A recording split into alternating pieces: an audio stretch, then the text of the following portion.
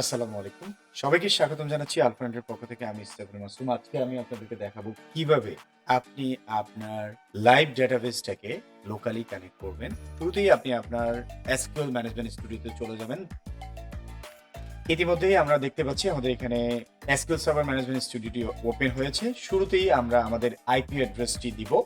আমাদের সাপোর্ট থেকে আপনাদেরকে যে আইপিটি প্রোভাইড করা হবে হুবহু সেই আইপিটি ডট দিয়ে পোর্ট, এখানে আপনি ভুল করবেন না, কোনো কোলন না, এখানে হচ্ছে কমা কমা দিয়ে সেই পোর্টটি দিবেন।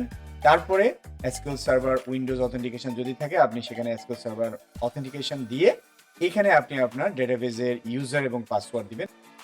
শুরুতে আমরা পাসওয়ার্ড দিলাম। এখন ইউজারের জন্য আমরা যে কাজটি করব সেটা হচ্ছে ডেটাবেজে গেলাম। যাওয়ার পরে আমাদের ডেটাবেজে কি ইউজার আলফা কোর নামে আমরা একটা ইউজার তৈরি করেছি, সেই ইউজারটি এখানে দিব। পরবর্তীতে আমরা যে কাজটি করব সেটা হচ্ছে কানেক্ট অপশনে ক্লিক করব। আমরা সেভ দিয়ে রাখছি। আমরা দেখতে পাচ্ছি আমাদের লাইভ সার্ভারটি ইতিমধ্যেই কানেক্ট হয়ে গেছে এবং আমরা যে ডেটাবেসটি তৈরি করেছি সেই ডেটাবেসটি আমরা একটু খুঁজে বের করব। কিভাবে খুঁজে বের করব সেটা দুইভাবে করা যেতে পারে। ইউজ, আমাদের ডেটাবেসের নাম কি ছিল আমরা একটু দেখি, আলফা কোর ভিডি ছিল, সেটা আমরা ইউজ দিয়ে যখন আমরা কোয়েরিটা চালাবো তখন আমাদের ডেটাবেসটি চলে আসবে আমাদের কাজ করার জন্য। এখন এই ডেটাবেসের আন্ডারে যদি আমরা কোনো টেবিল তৈরি করতে চাই বা কোনো কাজ করতে চাই সেগুলো আমরা খুব সহজে এখান থেকে করে নিতে পারবো। কিভাবে করব আপনাদেরকে সেটা এখন আমরা দেখাবো। শুরুতেই আমরা আমাদের ডেটাবেসের অপশনটিতে চলে যাব, আপনারা দেখতে পাচ্ছেন, এবং টেবিলে চলে যাব। এখানে কোনো টেবিল তৈরি করা নেই, আমরা একটা টেবিল তৈরি করি। আইডি, ডেটা টাইপ আমরা ইন্টিজার দিলাম এবং নেম দিয়ে আমরা একটা টেবিল তৈরি করে নিলাম যেটা হচ্ছে বার্কার অথবা শুধু বার্কার, ম্যাক্সিমাম দিয়ে দিলাম এবং সেটা অ্যালাউ রাখা যাবে। টেবিলের নাম দিলাম আমরা নেম ট্যাব।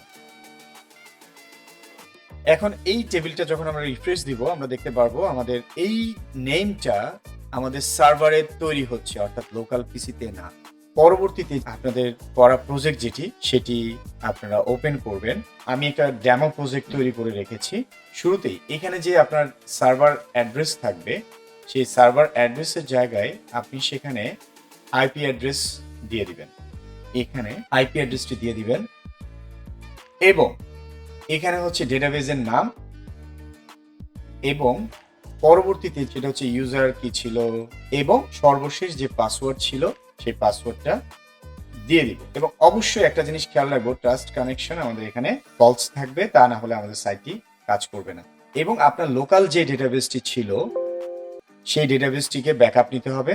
এখানে আমরা ব্যাকআপ অপশনটি নিব, রিমুভ করে অ্যাড করে আমরা আমাদের ব্যাকআপ ফোল্ডারের মধ্যে আলফা ডট ব্যাক এই নামে আমরা ব্যাকআপ নিয়ে রাখছি। আমাদের এই ব্যাকআপ ফাইলটাকে আমরা রিস্টোর করব আমাদের ডেটাবেসে। কিভাবে রিস্টোর করব দেখেন, আমরা এখানে ক্লিক করলাম, করার পরে মেইনটেনেন্স রিস্টোর, ব্রাউজ করে আমরা আমাদের ব্যাকআপ ফাইলটা রিস্টোর করে দিব। এইখানে দেখেন এরর আসছে। এররটা এই জন্য আসছে, আমার লোকাল পিসিতে ডেটাবেসের ভার্সন হচ্ছে 16 আর আমাদের বর্তমানে লাইভ সার্ভারে চলতেছে 15। এই জন্য কাজ করবে না। আমাদের যেভাবে কাজ করতে হবে সেটা হলো, অবশ্যই আমাদেরকে খেয়াল রাখতে হবে আমাদের হয় ব্যাক ভার্সনে যেতে হবে অথবা আমরা স্ক্রিপ্ট জেনারেট করে আমাদের ডেটাবেসটা আমরা আমাদের সার্ভারের জন্য উপযোগী করে তুলতে পারি। সেটা কিভাবে, আমরা সিলেক্ট অপশনে ক্লিক করলাম, টেবিল, আমাদের এখানে এই টেবিলগুলো করা আছে, এই টেবিলগুলোকে আমরা সিলেক্ট করলাম, নেক্সট অপশনে ক্লিক করলাম, অ্যাডভান্স অপশনে গেলাম, আমাদের যে ডেটাগুলো আছে ডেটা সহ আমরা স্কিমা এবং ডেটা সহ আমরা এখানে ফাইল করে নিতে পারি এবং ফাইলটা সেভ করবে কোথায় সেখানে আমরা ফাইলটা সেভ করে আমরা একটু ব্যাকে যাই, আমরা এই লিঙ্কটা একটু কপি করে রাখি। কোথায় সেভ হচ্ছে সেই সেভের বিষয়গুলো। সো যাদের ডেটাবেস আমাদের থেকে নিচের ভার্সন হবে তারা অবশ্যই ডাইরেক্টলি আপলোড করে দিতে পারবে, তাদের জন্য কোনো প্রবলেম হবে না। আর যারা আমাদের থেকে আপডেট ভার্সন ব্যবহার করবে তাদের জন্য অবশ্যই ওইভাবে করতে হবে। এখন আমাদের সার্ভারে আমরা যেই কাজটি করেছি সেই সার্ভারে এখানে আমরা ইউজ এই ডেটাবেসটার মধ্যে এই স্ক্রিপ্টটা যদি এক্সিকিউট করি তাহলে অটোমেটিকলি কাজ করবে। আমরা এটা তুলে দিচ্ছি, এটা আমরা তুলে দিচ্ছি কারণ আমাদের ডেটাবেস ছিল আরেকটা, আমরা আমাদের লাইভ ডেটাবেসে এটাকে ব্যবহার করব। এবং লাইভ ডেটাবেসে একটা বিষয় দেখার বিষয় আছে, সেটা হলো যে আমাদের স্কিমা কি। এখানে হচ্ছে আলফা কোর হচ্ছে আমাদের স্কিমা, আলফা কোর ছিল আমাদের স্কিমা। এখন এই আলফা কোডটাকে আমাদের এখানে সব জায়গায় চেঞ্জ করে ডিভি এইটাকে আমাদের সব জায়গায় কি করতে হবে, চেঞ্জ করে দিতে হবে। কি নামে চেঞ্জ করে দিতে হবে? আলফা কোর নামে আমরা চেঞ্জ করে দিব। একসাথে যদি আমরা চেঞ্জ করি তাহলে 43 জায়গায় ছিল এটা, ডিভিও এই 43 জায়গায় অটোমেটিকলি চেঞ্জ হয়ে গেছে। আমরা যদি দেখি হয়ে গেছে অটোমেটিক। সো এখন যদি এটাকে আমরা এক্সিকিউট করি দেখি কি আসে, আমরা দেখতে পাচ্ছি আমাদের 100% এক্সিকিউট হয়ে গেছে। দ্যাটস মিনস এই ডেটাবেসটাতে গেলে এখন আমাদের সেই টেবিলগুলো পাওয়া যাবে।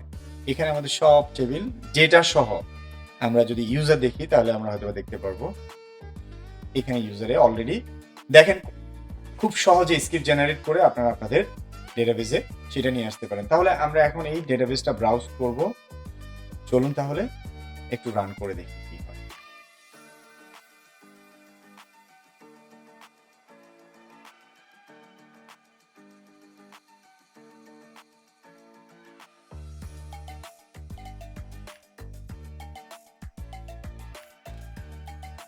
সম্মানিত ক্লায়েন্ট, আমরা দেখতে পাচ্ছি আমরা আমাদের লাইভ সার্ভারে লগ ইন করে আমরা কাজ করছি। এখন আমাদের যে স্টুডেন্ট টেবিলটি ছিল সেখানে আমরা এন্ট্রি ফর্মটি সাবমিট করব।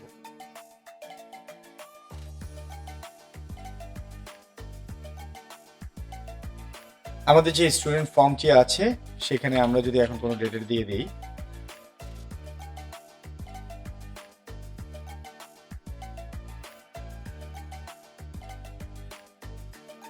এইভাবে আপনারা আপনাদের যে এই প্রজেক্টটি আছে সেটা লোকালি টেস্ট করে আপনারা নিতে পারবেন।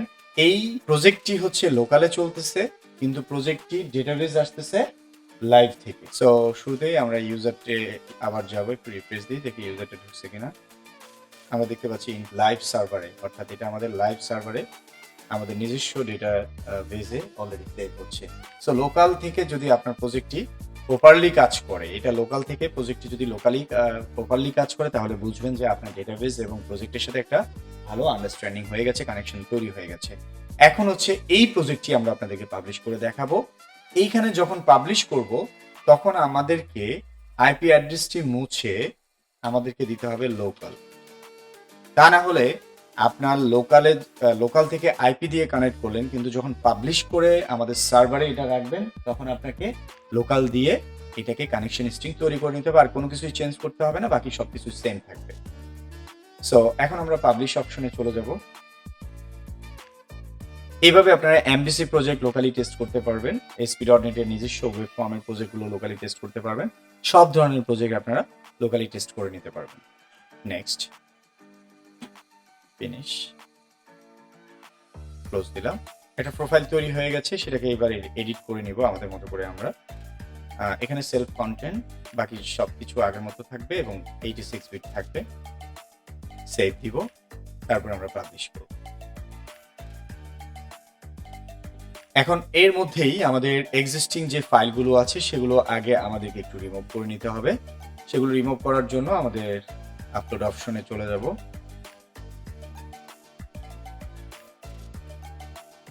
পুরোটা সিলেক্ট করে আমরা ডিলিট অপশনে ক্লিক করব। এবং কিছু কিছু ক্ষেত্রে এই ফাইলগুলো ডিলিট হবে না। কেন ডিলিট হবে না?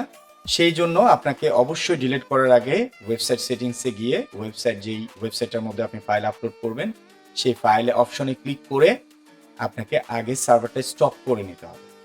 এইখানে হচ্ছে স্টপ করা যায়। এই অপশনে ক্লিক করলে আপনি সার্ভারটা স্টপ করে নিতে পারবেন। তারপরে আপনি ফাইলগুলো আপলোড করবেন এবং ফাইলগুলো ডিলিট করবেন। দেন হলো আপনি সার্ভারটাকে আবার অ্যাক্টিভ করবেন। সো আমরা দেখি আমাদের প্রজেক্টটি পাবলিশ হয়েছে কিনা। পাবলিশ হয়েছে সাকসেসফুলি। এটা হচ্ছে এখানে পাবলিশ হয়েছে। এই পাবলিশ অপশনটি প্রজেক্টগুলোকে আমরা কপি করে আমরা ডেস্কটপে পাবলিশ ফোল্ডারটিতে রাখলাম। সো আমরা দেখতে পাচ্ছি আমাদের ফাইলগুলো কপি হয়ে গেছে। এখন আমরা এটাকে জিপ করে নিব। এখন আমরা এই ফাইলটি আপলোড করব। আমাদের ফাইলটি জিপ তৈরি করা হয়ে গেছে। এখন আমরা ডেস্কটপ ফাইল থেকে সরাসরি চলে যাব। আমাদের যেই জিপ ফোল্ডারটি আছে সেটাকে আমরা আপলোড করলাম। আমরা দেখতে পাচ্ছি আমাদের ফোল্ডারটি আপলোড হয়েছে। এখন আমরা সিলেক্ট করে ফোল্ডারটি সিলেক্ট করে আনজিপ করব। আনজিপ করার পরে আমরা যেটা দেখব সেটা হচ্ছে ফোল্ডারের যে ফাইলগুলো আছে সেগুলোকে আমাদের মুভ করতে হবে রুট ফাইলের মধ্যে। আমরা প্রত্যেকটা ফাইল সিলেক্ট করব। সিলেক্ট করে আমরা মুভ অপশনে ক্লিক করে আমাদের যে ওয়েব রুট ফোল্ডারটি আছে সেটার মধ্যে আমরা দেখাই দিব মুভ। সম্মানিত ক্লায়েন্ট, আমরা দেখতে পাচ্ছি আমাদের ফোল্ডারটি মুভ হয়ে গেছে। এখন আমরা যদি রিমোটলি ডেটা সহ এটাকে যদি আমরা ব্রাউজ করতে চাই, সেটা আমাদের সার্ভারটি আপাতত স্টপ আছে, সেটাকে আবার আমরা কিভাবে আমরা ফাইল আপলোডের জন্য আমরা সার্ভারটাকে স্টপ করে রেখেছি, সেটাকে আমরা ওয়েবসাইটে গিয়ে আমাদের যে ডোমেইন সেখানে গিয়ে আমরা এটাকে অ্যাক্টিভ করব। এখানে আমাদের সার্ভারটি স্টপ করা ছিল ফাইল আপলোডের জন্য। আমরা রিফ্রেশ দিলাম একবার। দেওয়ার পরে আমরা এবার একটু ট্রাই করব। আমরা দেখতে পাচ্ছি আমাদের সাইটটি 100% কাজ করছে। এখন আমরা লগ ইন করে দেখব আমাদের লগ ইন হয় কিনা।